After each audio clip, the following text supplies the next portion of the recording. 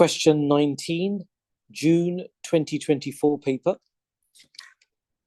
This question is about acids and bases. It's talking about chloroethanoic acid. And the formula is given over here. So carboxylic acid, meaning a weak monobasic acid. Mono meaning one, gives off 1H+. It's asking for the expression for Ka. Ka, you write down the dissociated weak acid on the top. So you got gives off the H+ ion. Use square brackets, which represent concentration, and the remainder of the molecule without the H+. That's at the top, and at the bottom will be the original weak acid.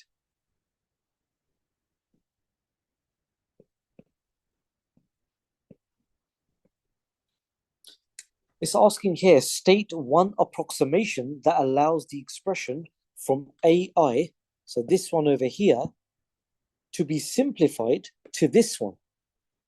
Notice, ladies and gentlemen, that what's happened here is rather than H+ and Cl, CH2, CO-, you've substituted it to H+ squared. It's asking, why is that? The approximation we use for every one molecule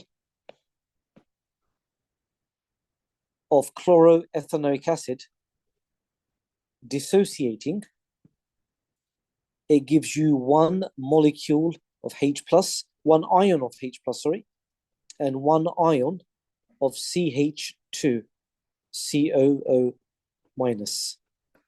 So what that really means is that the H+ concentration is equal to the A-, which is the rest of the weak acid concentration. That's the approximation we use. Next part, it says here, using expression 19.1, we'll just rewrite that over here. Ka, H+ squared over, using this expression and the values given in the question, work out the pKa. Let's have a go. You see, what is H+ concentration is 10 to the minus pH is equal to the H+ concentration. So in this case, it will be 10 to the power of minus 1.95. We're going to square this. This gives us, we square this and we divide it by the concentration of the weak acid. This gives us Ka, whatever the answer is, minus log to the base 10 of the Ka value will give us the pKa value. I'm putting that into my calculator. We're going to do 10 to the power of minus 1.95. We're going to square that, and we're going to divide by 0.909. That gives you Ka, and minus log to the base 10 of that answer gives us 2. They want it to two decimal places, 2.85. And the mark scheme says if you give this value, it gives you 3 marks. Moving on. A student titrates this volume, ethanoic acid, against a solution of barium hydroxide, acid alkali. What you have here, you've got the full equation. It's reacting in a 2-to-1 ratio, that will be useful for later on. The student uses a pH meter to measure the pH of the mixture after every addition of barium hydroxide throughout the titration. You got the points over here. So pH, and volume of barium hydroxide. It's asking you, draw a best fit curve on the graph and calculate the concentration of the ethanoic acid solution. So let's draw our curve with as smooth as possible.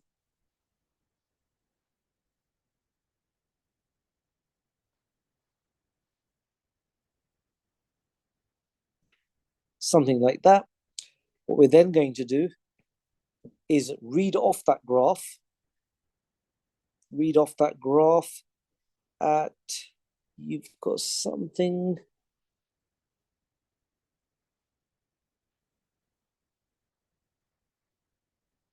You're looking about there. That reads off at about 12.5. This is the volume that was added that neutralized the solution where there's a sharp change in pH. That's the value we're going to use. And what we then do, we've got the volume, we've got the concentration. So what do we do? For barium hydroxide, we've got the volume as 12.5 that we just read off over 1,000, convert to decimeters cubed. Concentration is given in the question,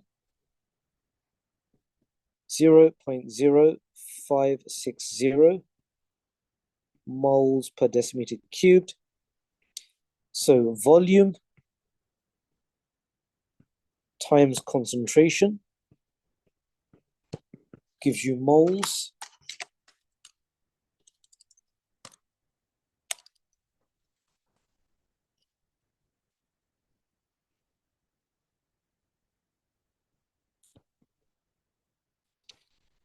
Yep. Now you see barium hydroxide reacts with ethanoic acid in a 2-to-1 ratio.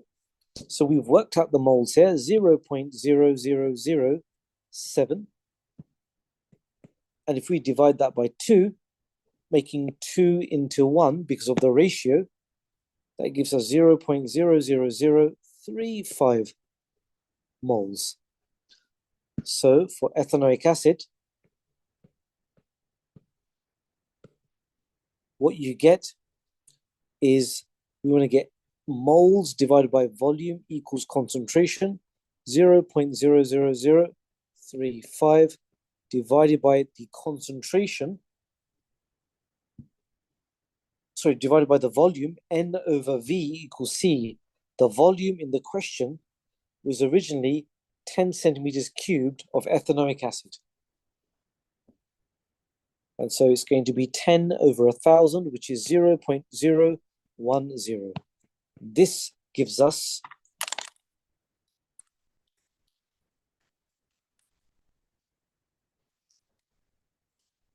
0.035 moles per decimeter cubed.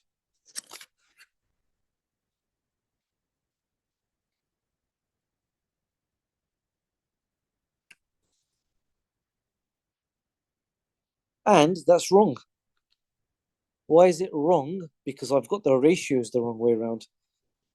The mistake we've made is 2 moles of this reacts with 1 mole of this.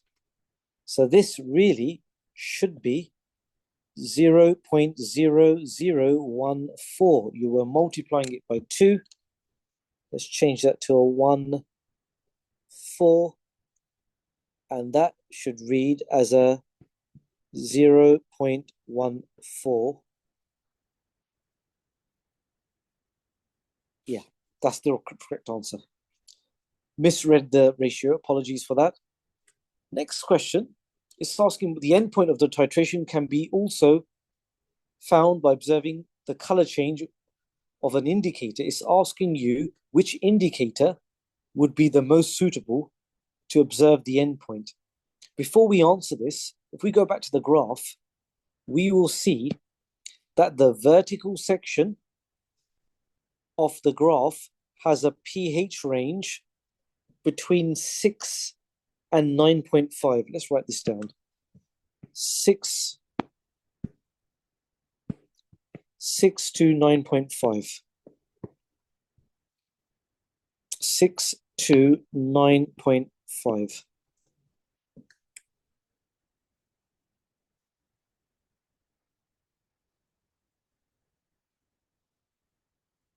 It's asking which one would be the most suitable. Let's go back to the curve again.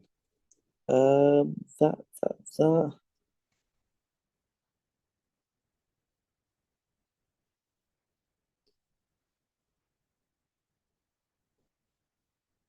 Okay.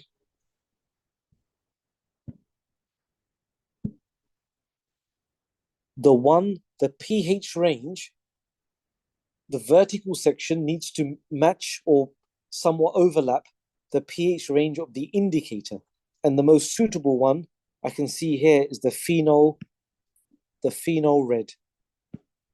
This one here. They'd actually allow for both phenol red or phenolphthalein. And let's have a look at why. Phenolphthalein is 8.2 to 10.0. 8.2 to 10.0, which is this range here. Yep, that would work because you see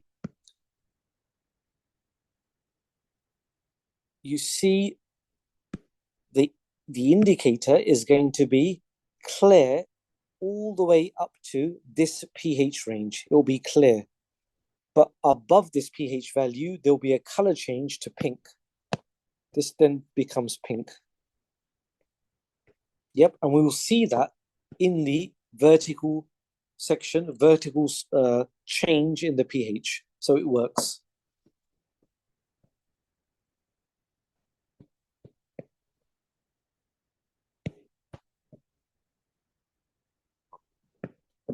Okay.